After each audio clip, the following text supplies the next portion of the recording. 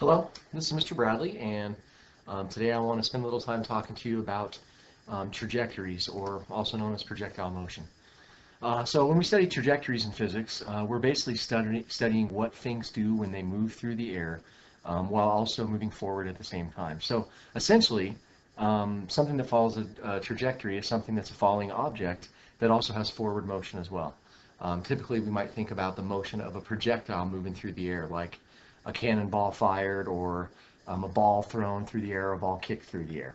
Another way, a good way to think about trajectories and projectile motion is to think about the game Angry Birds. Angry Birds was a pretty popular game back in the day. I think some people are still playing it, but there's certainly a lot more games out there as well now. But you know, the concept of the Angry Birds game was that you shot a bird through the air, and it followed a trajectory path. So a particular bird, maybe like so. Of course, that's not the real red angry bird, but it'll work. A particular angry bird follows a trajectory path because it goes through the air along this arc. That arc that it's following is actually the shape of a parabola. Well, the reason it follows that path is because it has forward speed, and at this moment, it also has some up speed as well. But the thing is that as it moves forward with that speed and it moves up at the same time, the up component of its motion actually decreases. It's decreasing because gravity is making it slow down. And so as it moves along this trajectory path, it actually gets to a point right here where it still has the same amount of forward motion, but it has no up speed whatsoever. And then as it continues to move forward, then it also falls down a little bit because gravity makes it fall down. And so now we get a little down component of its speed, like so. And as it continues to move forward, forward, forward, still going the same speed the whole time, forward, it has much more speed down because as it's falling through the air, it gains downward speed.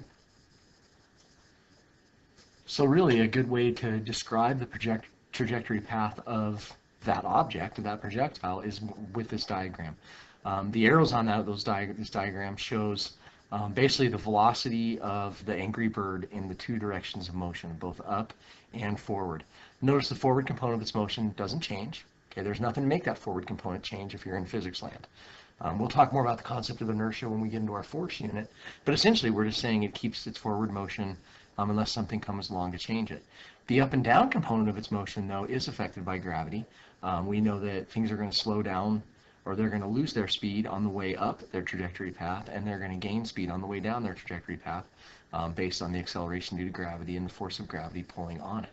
And so because of that, you can trace out the path that looks something like this. The key concept out of all of this is you can treat these two components of motion separate from each other. You can think about the horizontal component of motion completely separate of the vertical component of motion. They're occurring at the same time, but one does not cause or affect the other, meaning that things are going to move up and down on Earth regardless of how they're moving forward. So this thing moves forward and up, forward and up, forward and down as it follows that trajectory path.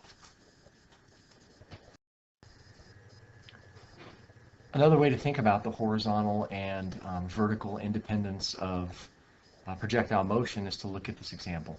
Imagine that you had an object, maybe it's a blue ball or something like that, that was dropped off the edge of a vertical surface. Well, if it was just dropped vertically with no initial forward speed, it would end up doing something like this. You would see that it falls a little bit in this amount of time, and then it would fall farther in the next amount of time, and then it would fall farther even in the next amount of time.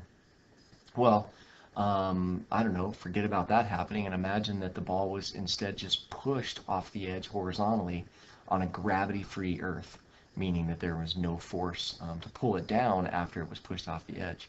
Well, if that was the case, then you would see it do something like this over time. It would just move forward a certain amount in a certain amount of time, and then it would move forward the same amount the next time and the same amount next time, because there's nothing that's making it accelerate in a horizontal direction. Well, if you really just put together the combination of that over time, and you will get motion that looks something like this. these balls represent the trajectory path that it would take as it moved forward and down, and then forward and down, and then forward and down, combining these two motions independently. So in reality, this component and this component individually are gone, and as a whole, it looks something like this. This traces out the trajectory path that it takes, making a parabola shape of a object following a projectile motion path. Okay, well, the kind of problem that we would solve in a situation like that might look like this. Okay, a ball is kicked from the edge of a cliff, moving horizontally at 12 meters per second. How far away from the edge of the cliff will it land? This is a pretty simple, basic trajectory problem. When you're reading this problem, you should approach it the same way you approach all problems, which is first you read this problem carefully and try to identify what all the variables mean. Then you start off by writing what those variables are, and then looking for the approach that you're going to take to solving this problem. Is there one variable that you have to find before you can find something else, or think about which set of kinematics equations are you going to use. So I've written down all my variables here. I've said that the velocity in the x direction is 12 meters per second. Now, the reason I'm adding this subscript in here is because I really want to communicate that this is the velocity of the object moving just in the horizontal direction. That's in the forward direction. This velocity is going to stay constant the entire time. This velocity is not going to change. This velocity is going to be the exact same velocity through the course of the entire problem. Okay. I also wrote that the initial velocity in the y direction is 0. That's what v naught y means. That essentially means that this ball is just dropped from rest, okay, which is going to affect how long it takes to get to the ground, because if there was some vertical speed up or down when it was launched, then that would change how much time it takes to get to the ground. So that's an important thing to write down. And then, of course, because it is a falling object, while it's moving forward, then it also has an acceleration. That acceleration is due to gravity, so I wrote down that variable as well. Now, right now, if I want to try to find out how far away this ball lands from the edge of the cliff, I don't have enough information, because all I really have is the speed forward and the speed up and down and gravity, but I don't know how high it's launched from, or I don't know the time that it's in the air, and both of those are kind of crucial pieces of information. I left those off on purpose because I wanted to think through just these variables first. So this problem would have to have something else given to me, and so I'm going to write down what that given is. Okay, so let's imagine that this cliff is 22 meters high, so this ball is going to fall down 22 meters as it goes to the ground. It's pretty important that I make this a negative number, because when I go to use the equations to solve this, if that's not a negative value, I'm going to end up having problems along the way to solve this. Okay, so in order for me to find the distance that this ball travels horizontally before it hits the ground, I'm basically looking for the variable x here. In order for me to find x, or delta x, I'm going to need to know something else. I know how far above the ground it is, but I don't know how long it takes to hit the ground. The time that it takes to hit the ground is also the time it's going to be traveling forward for, and that time is a crucial piece of information. So I'm going to use the information delta y, v naught y, and gravity to figure out what that time is. The equation I'm going to use to solve that is time is the square root of 2 delta y over g. Now, if you don't know where this equation came from, that's kind of a problem.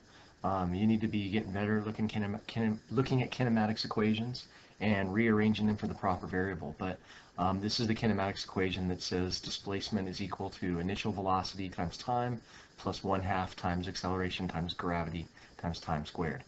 Because the initial velocity in the y direction is 0, that simplifies the equation quite a bit, and when I rearrange it for time, I get this particular form of it. So when I substitute the appropriate numbers in the proper place, I will come up with 2.1189, which is 2.1 seconds. Notice the importance here of having the displacement be negative. That negative cancels out the negative inside with gravity, so inside the square root I was taking a positive, or I had a positive number so that I could take the square root of that, ending up with a positive answer. So what I just found right here is the time that it took the ball to basically fall 22 meters. If I did a falling object problem where it was falling from rest, I would calculate the exact same thing. It falls for 2.1 seconds before it hits the ground. However, it's also moving forward while it does that. So now I need to employ a different set of kinematics equations to figure out, now that I know the time that it's moving forward for with this speed, how far will it go?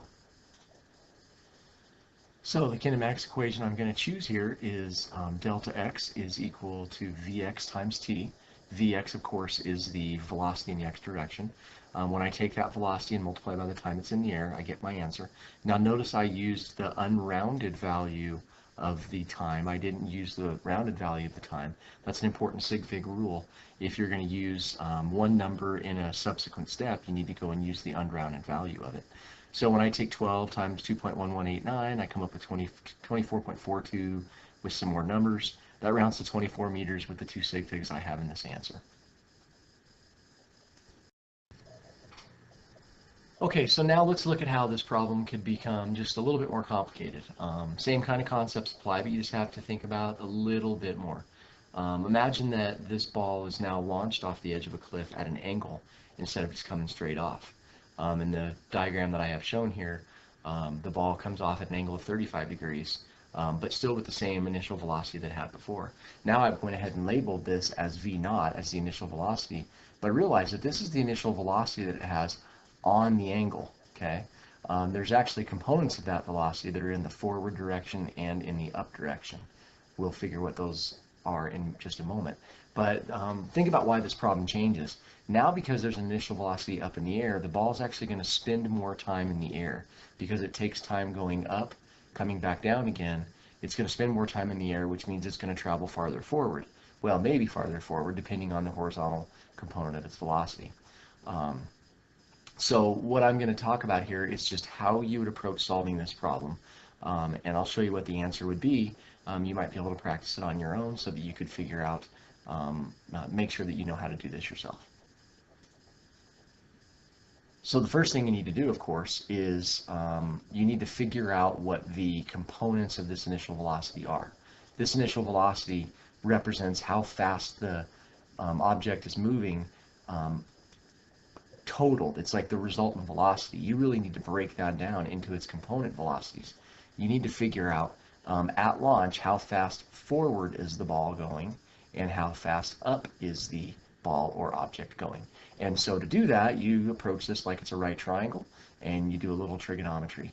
You're going to use the trig relationships between sine, cosine, and the angle with the hypotenuse to calculate what those components are.